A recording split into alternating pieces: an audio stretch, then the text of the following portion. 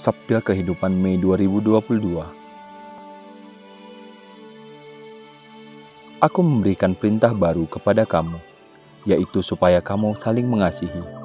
Yohanes 13 ayat 34. Kata-kata ini diucapkan selama perjamuan terakhir. Yesus sedang makan bersama murid-muridnya dan baru saja membasuh kaki mereka. Beberapa jam setelah itu, dia akan ditangkap, dihukum mati dan disalibkan.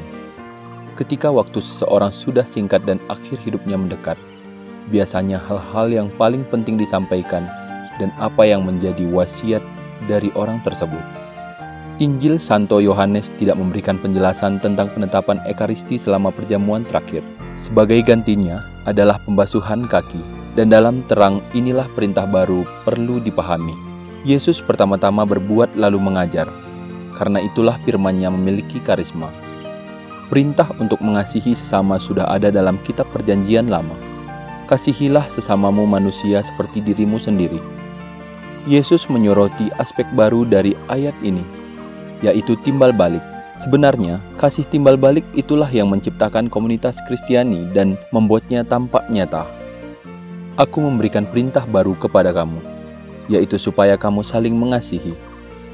Akar dari perintah ini adalah dalam kehidupan ilahi itu sendiri, dalam relasi hubungan Tritunggal di mana Putra Allah telah memungkinkan manusia untuk berbagi di dalamnya.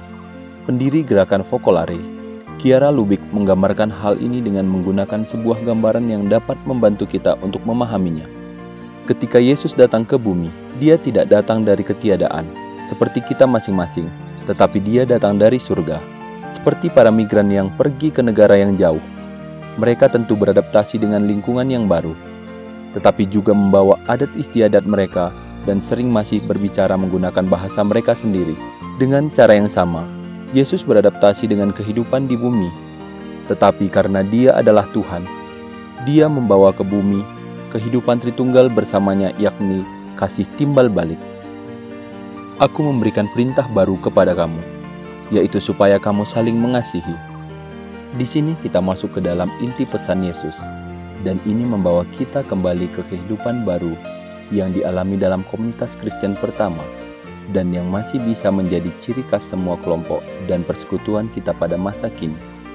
Dalam lingkungan di mana kasih timbal balik adalah realitas yang hidup, kita memahami arti keberadaan kita.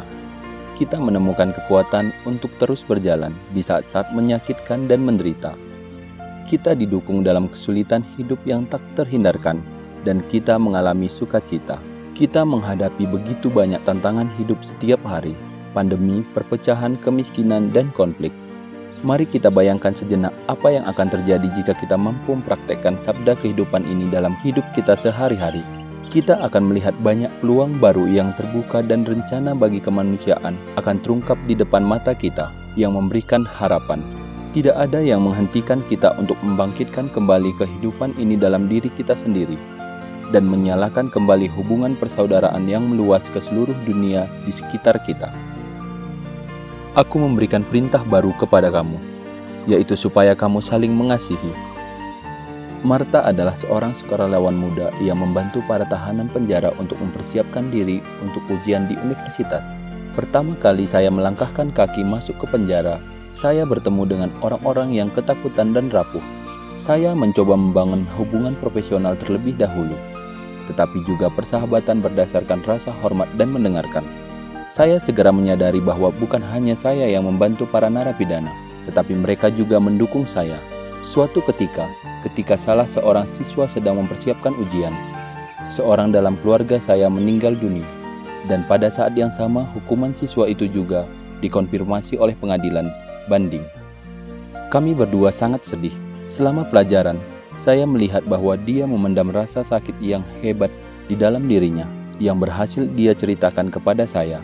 Memikul beban rasa sakit itu bersama-sama membantu kami untuk bergerak maju. Ketika ujian selesai, dia datang untuk berterima kasih kepada saya dan mengatakan bahwa dia tidak akan pernah bisa melakukannya tanpa saya. Jika satu sisi kehidupan dalam keluarga saya telah berakhir, di sisi lain saya merasa telah menyelamatkan yang lain. saya menyadari bahwa kasih timbal balik memungkinkan untuk menciptakan hubungan persahabatan dan rasa hormat yang nyata.